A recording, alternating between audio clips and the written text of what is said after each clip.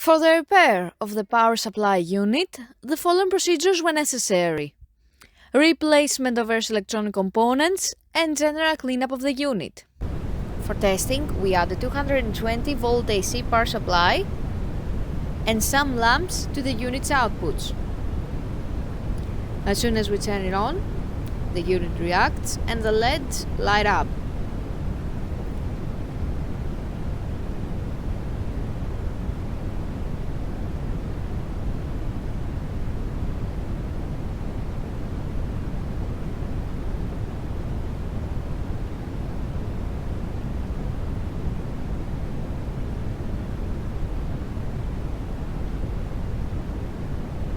No further testing is possible due to lack of additional units.